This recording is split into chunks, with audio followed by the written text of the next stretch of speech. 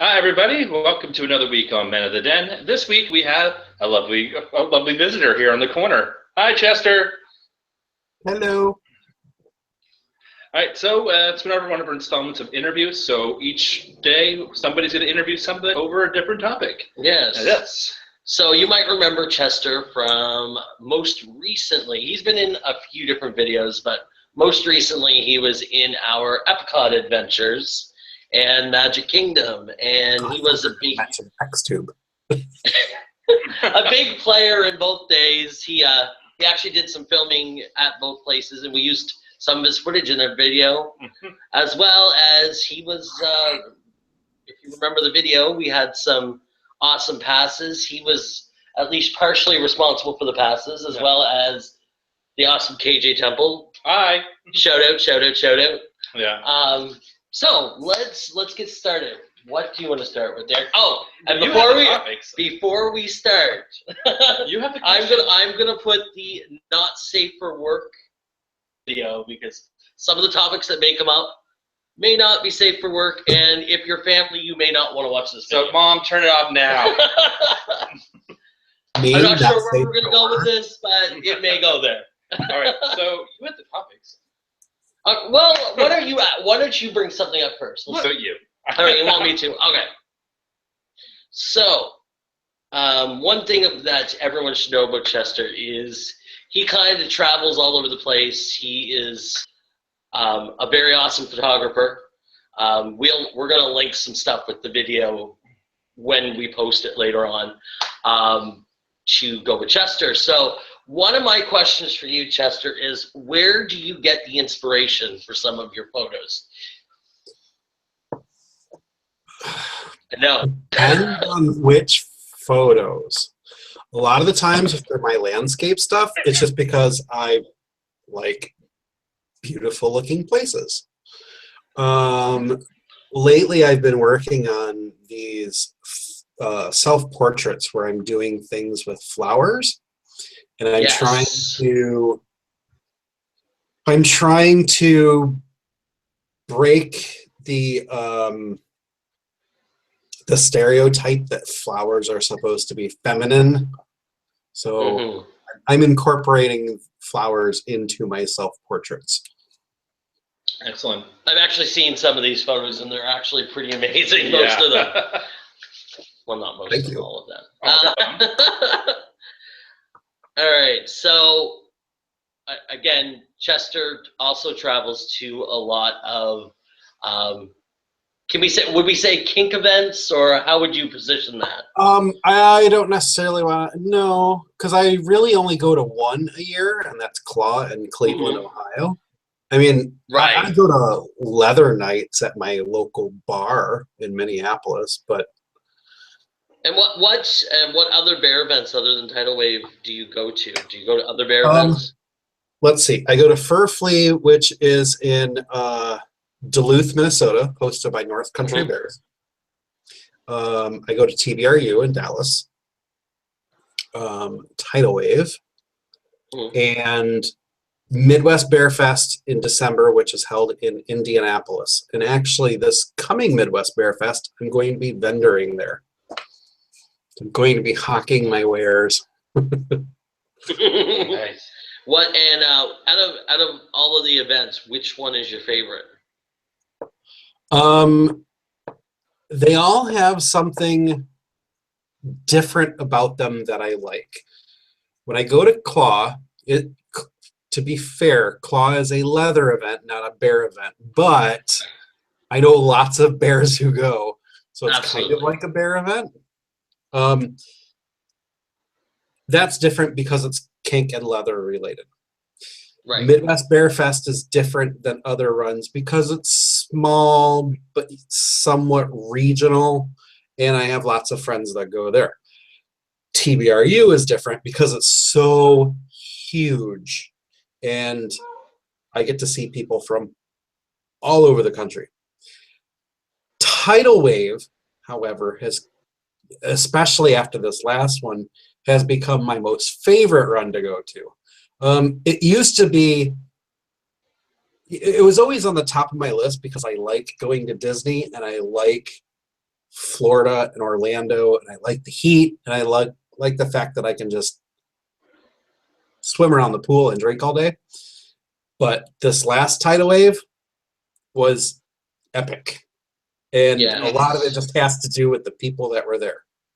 Like it was an amazing year this year. Hectic, but amazing. Hectic was the word that I would use. The entire week, I should say, was nonstop. Go, go, go. I don't remember ever stopping and saying, you know what? I need to take a nap, because I was just always doing something with somebody. I like my naps, and I actually didn't take very many of them. Well, it was pretty much, we got to our room, we dropped our bags, and we were immediately at Disney Springs, and pretty much on the go until we got on the plane, coming back to Halifax. Yep. Yeah, it was go, go, go from the time we got there. Yeah.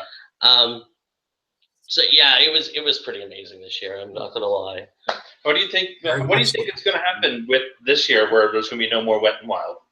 You know, somebody asked me about that earlier. A friend of mine moved to Tampa, and I'm like, "Hey, that's awesome! You know, you're going to be able to go to Gay Days and Tidal Wave this year." And he's like, "Well, wait, I thought they closed that." And I was like, "Well, no, it's Wet and Wild they closed, but Tidal Wave is still going to happen." You know, I honestly don't know, because it used to be held at one of the Disney water parks, and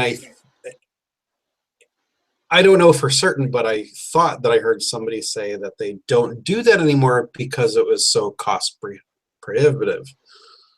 I can imagine that. So maybe it's going to go back?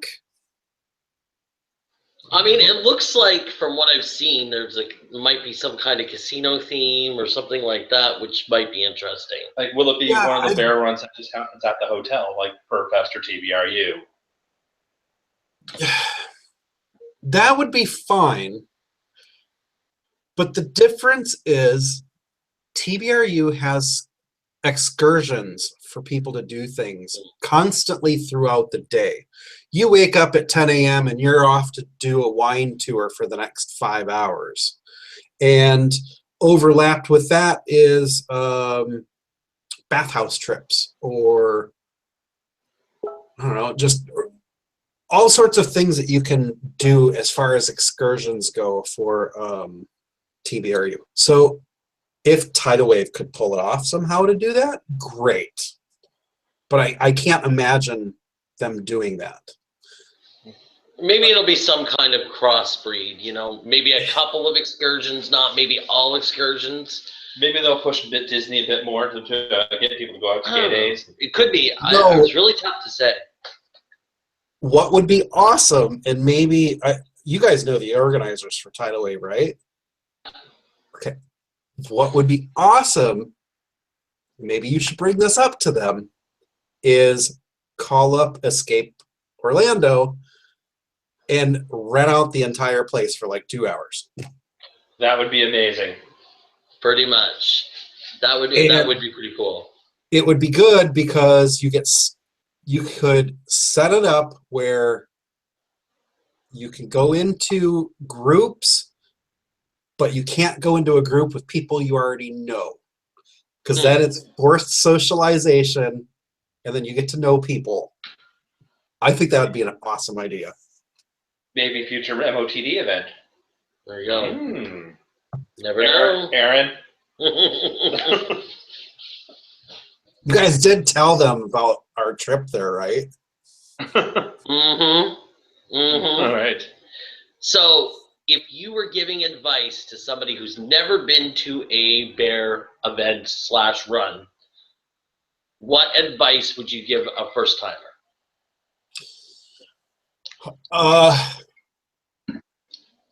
I've had difficulty with this in the past, and I overcame it simply by understanding the fact that everybody that comes to different bear runs are there for different reasons, and you don't know if they're there with people or if they're not there with people. So Exactly. Go there, have a good time, understand that people aren't blowing you off to be assholes, and they're probably not doing it intentionally. So what I ended up doing on my second tidal wave, I just grabbed my drink and I went down to the pool and I talked to everyone. I just walked around the pool and just inserted myself into people's conversations and did the typical, hey, my name is Chester. What's your name? Where are you from? Is this your first bear run? Is this your first tidal wave? How often have you gone to Disney?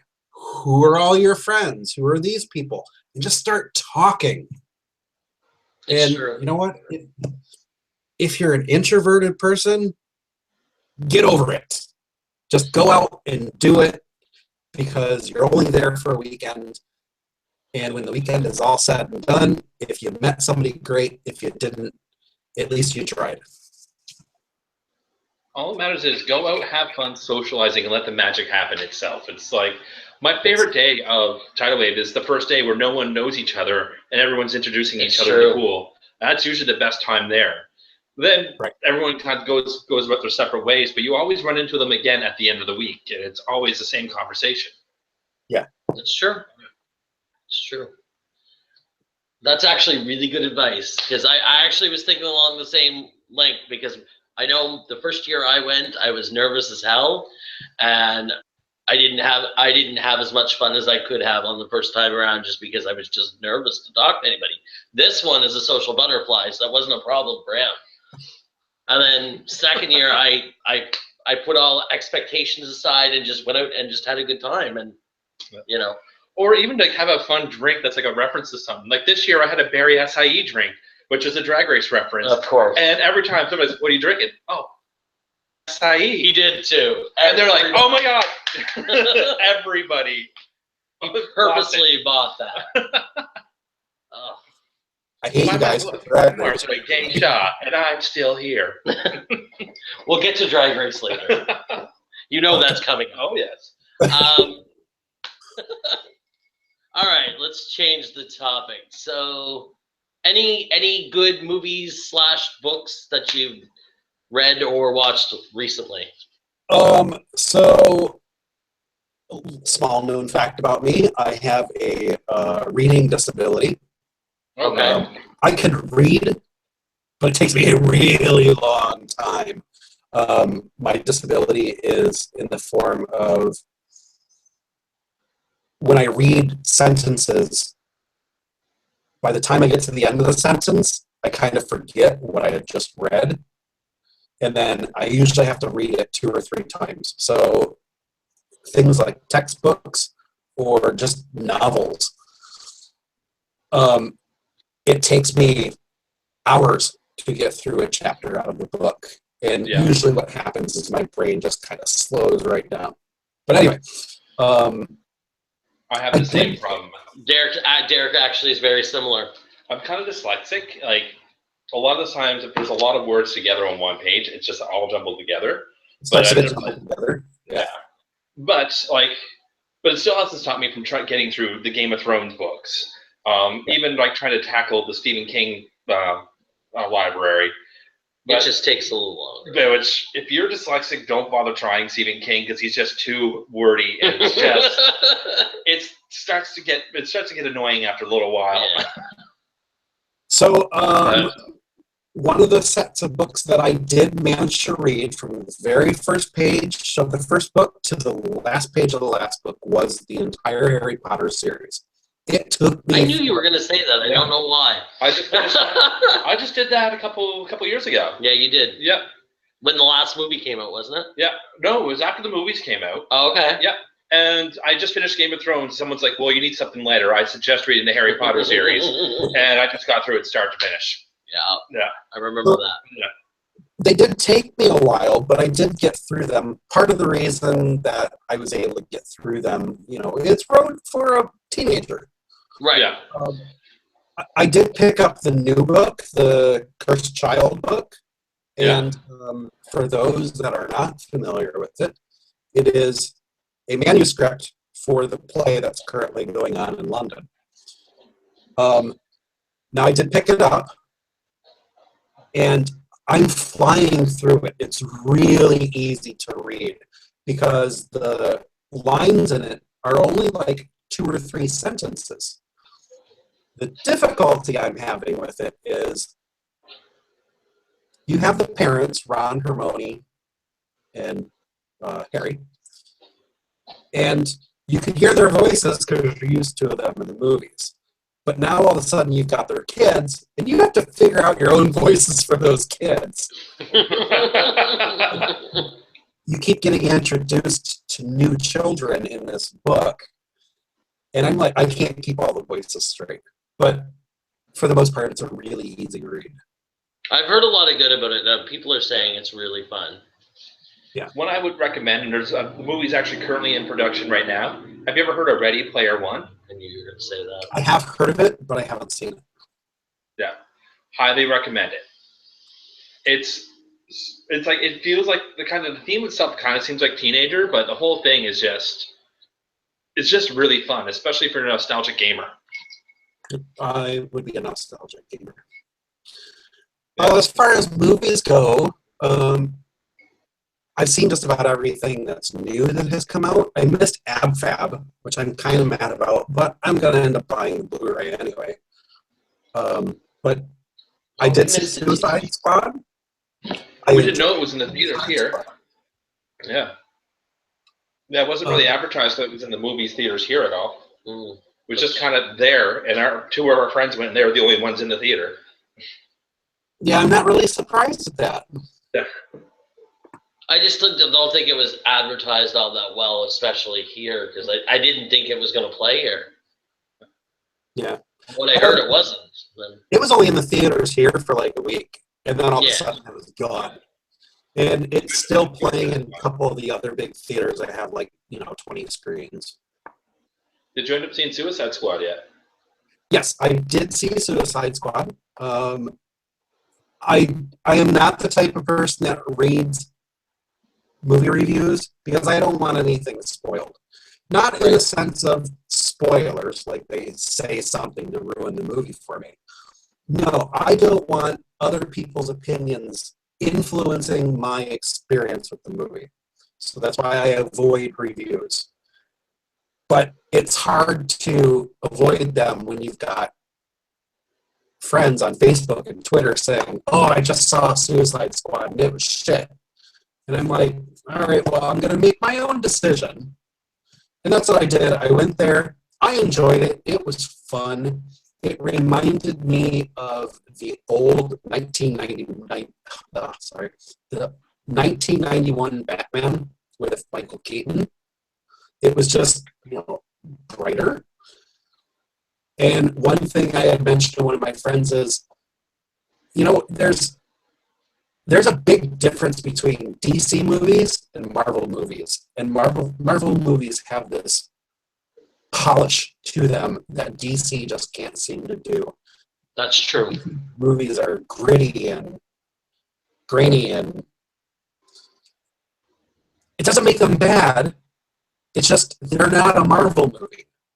And I think that's where people get lost and say that DC movies are bad, is because they're comparing them to Marvel movies. Yeah. And it's just insane. And I think especially Deadpool really set the bar really high. Yeah. Yes. Like Deadpool killed it. And now everybody's expecting the next Deadpool, and you're not going to get another movie like that. And there was so much hype with Suicide Squad as well. As soon Right. as it was released that there was going to be a Harley Quinn movie, Right. expectation. Right. Yeah. People So just I think that's what... I mean, I haven't seen it yet, but I suspect I will probably like the movie. And I just don't... I have the same feeling that it could have been better, could have been more gritty, but... Although I was really put off on the bus today. I was stuck on a bus today full of kids, and one of them, an 8-year-old girl, quoting the movie like start to finish, actually said, "I hope someday I find my Joker." And it was like, "Ugh, do you know what the relationship is?" Wow, that's Holy, ugh. I did see that meme the other day. Under the bus. Yeah, let's hope that doesn't happen. I've got an 8-year-old. Let's talk about Stockholm Syndrome. You ask a question, Derek. All right. This is your video too. It's my video too? Okay. So what are you looking forward to when you get to the no wait, so no. You don't have anything? No, I don't have anything. I know where you're going with that question. It's okay. Go ahead and ask. Yes. No, that's not no, okay, no. Pokemon Go. There you go. Okay. I was actually You're thinking a player of Pokemon Go.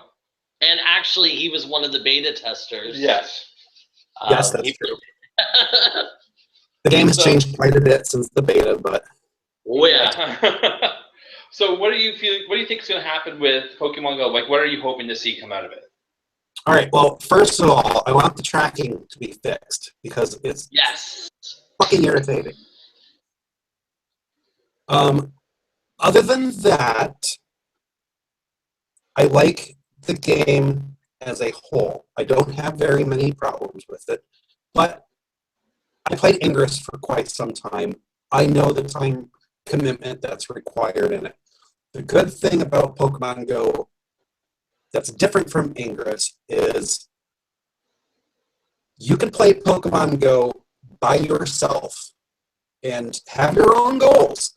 If all you want to do is have the goal of catching them all, go for it. If what you want to do is be the type of person that goes around town and owns all the gym, go for it. Just don't put anybody else down because they're not playing the game the way you do. And I'm the type of person that I have a need, an OCD need to collect things.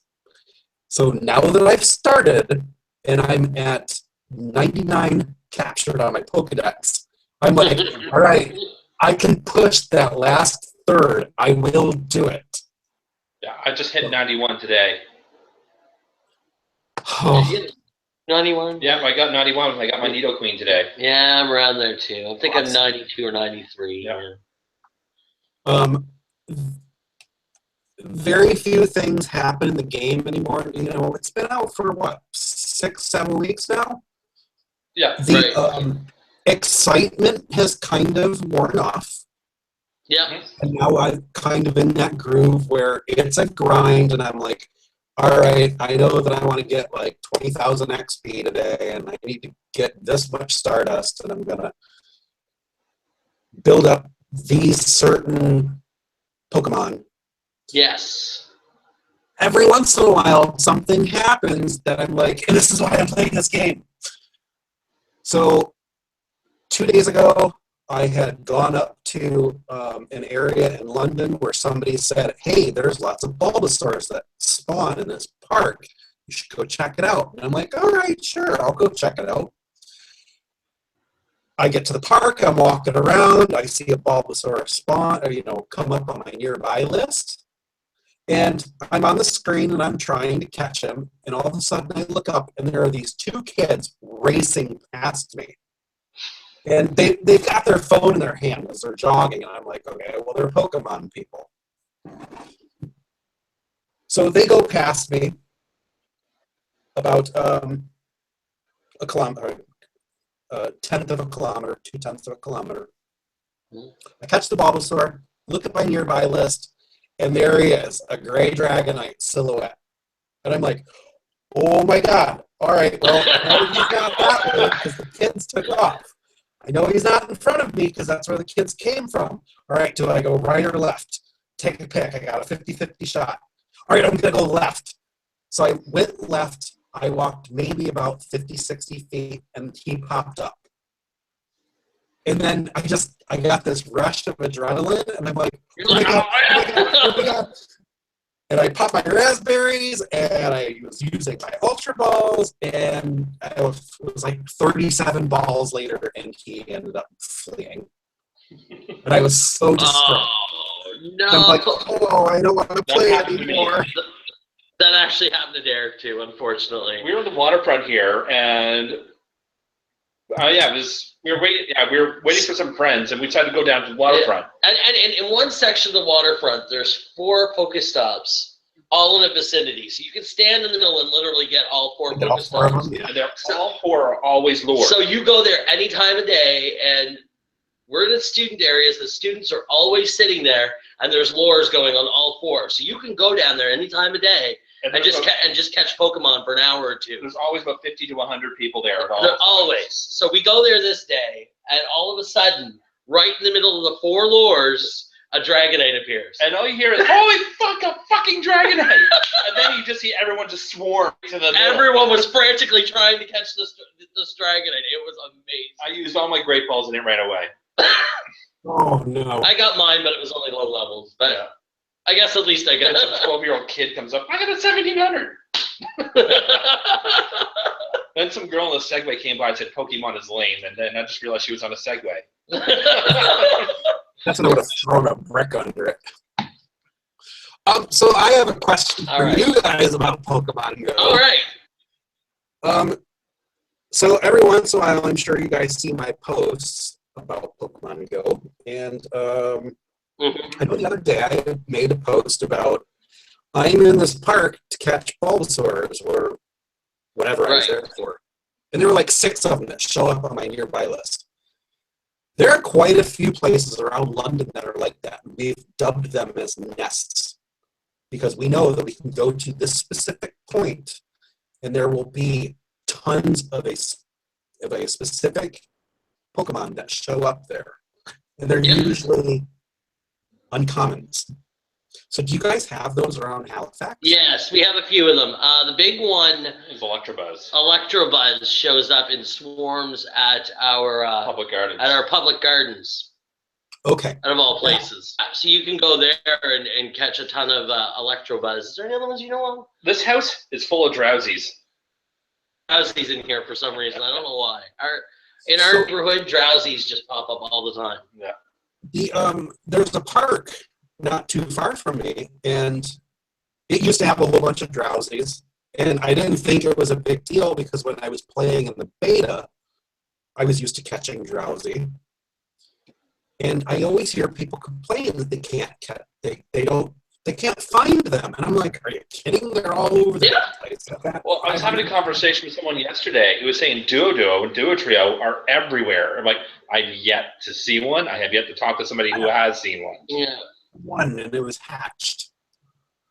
But I don't know. I don't know how the algorithms work, but there's definitely pockets of them in different spots. Like I have yet to find a Pikachu. When I went to Alternate Landing here in Halifax, it's all of the starters were there except Pikachu. And then there was like a whole bunch of Voltorbs showed up. So the place where the Electabuzz was at, what was there before? What was there before that? I don't really know.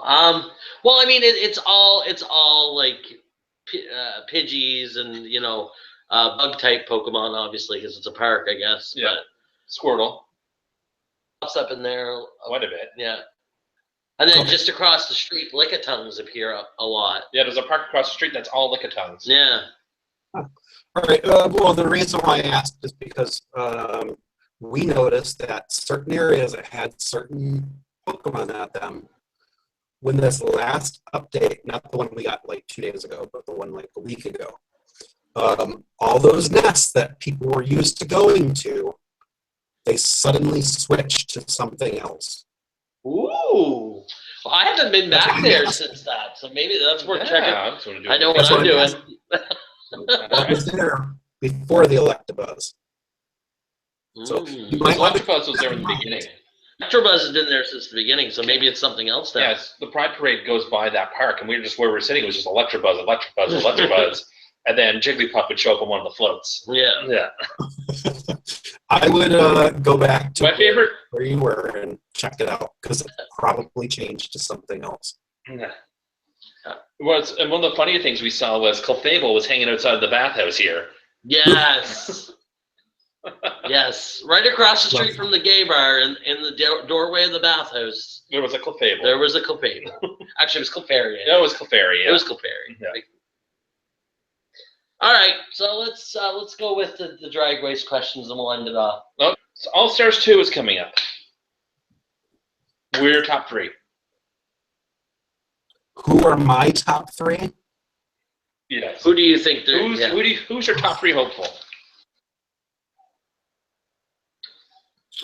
Oh, you guys are gonna hate me because I don't remember all the people. So you give me a second, I'll Google it. And just so you know, Chester has just recently watched all the seasons. He literally is caught up, I think, within the last 3 weeks. Oh, you watched them all twice now already? Yes. Oh, okay. So. Wow. Have you watched seasons 1 and 2 yet? I watched seasons 3 through 8 twice. And I've watched seasons 1 and 2 and All Stars 1 only once. And I tried to watch the first time through, I just watched the shows. And every once in a while I would try and find the Untucked episode. Right. The second time through, as soon as I watched the episode, I immediately watched the Untucked if I could. It changes the experience completely. It does. It gives me way more insight on the people. Okay, so here comes my top 3 that I want in the final. Alaska, Detox, and Ginger Minch. Don't share yours yet, because we have a live show coming up for that. Yes, we do. Yeah, I mean, it's gonna be tough, especially with the new twist about the top 2 voting off the bottom person. That should be interesting. Yeah. This is So, anyone's game that turns into full strategy now. Yeah. This is when you actually start throwing people under the bus. So you knew about this twist, I assume. I did. I saw it last week, and I was like, "Oh, that's interesting," because you know damn well that if it, I'm interested in seeing if they're going to get to vote from everybody, or if they're going to just like the bottom 3. I think it's the bottom 2. It makes sense to me, but I would like to see them be able to pick. Yeah. Because someone like the drag queen would not win in this format. Because as soon as Bob got in the bottom 2, some bitch would have voted her out of there. it is going to be interesting seeing the people at odds with one another, especially like Coco and Alyssa. That's going to be cutthroat the instant they get in the work. As soon as the strong ones fall, if it's bottom 2, the strong one will get voted out for sure. Yeah. For sure. Why would you not take out your biggest competition when you have the chance? Yeah. So they're going to have to be on their A game to make sure they don't get in that bottom 2.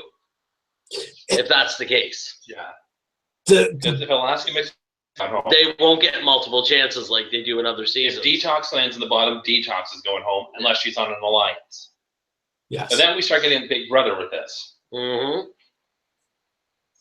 But will it turn into that season of Big Brother that was all racist and one random floater won? Oh, God. The thing that I'm looking forward to the most out of All Stars 2 is because all of the people on there almost always brought their A game to every episode. Well, except for Adore with that first run with it. Yeah, I was going to say, maybe not Adore, but Adore, every episode she got better, and that's why she made it all the way to the end, is because she was consistent at upping her game. Same thing. I'm not a huge Adore fan, but I will say after seeing Adore live, she's pretty talented. She's pretty talented. She's pretty amazing live. Still not my favorite, but she's good live. Out of everybody that is in there, the weakest person I see is Coco and Alyssa. It could be. The weird one is going to be Tatiana, because we haven't seen Tatiana in 7 years. I mean, keeping in mind It's been 7 years since her season was on. So And she was top 4. she was 22 at the time? 21. 21. So she's gone from 21 to 28 and has 7 more years of experience. Not like she was bad in her season because she made it top 4. She was top 4. So she did Brittany better than Derek Baker. She did. Yeah. Got lost. All right. Do you still? You're still there. There you go. Are you still doing stuff with Cubs Out Loud? Oh, when is this gonna air? Monday. Monday. So I think it.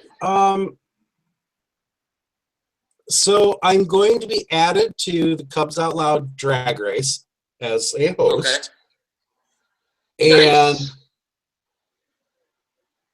I have been guest hosting on Cubs Out Loud fairly regularly. Yeah, you've been on there a lot. I've been listening. I will probably continue to do that, so take that however you want. Good. That's awesome. Yeah. So for those of you watching, Cubs Out Loud is a podcast. Is it weekly? It is weekly, right? Weekly. We record on Sunday, and they're usually like a week behind. So yeah, we record, and then we release the one we recorded the previous week. Right. No, I've been going back and watching the podcast. I really enjoy it. So. A collaboration episode with the Cubs Out Loud. You never know. You might see it again. We collaborated. Humanity. Oh God. I proved I was terrible this time around. Well, it's always a random character. We'll take it next time. All right. Anything else you guys want to say? I think we are done here. All right, so thank you guys for tuning in. Thank you, Chester, for joining us in this conversation. Yay! Again, like, share, subscribe, buy our merch, watch every episode of videos. Have a great week. Yay! Thanks for having me. I will see Yay! you on the mainland in like a few weeks.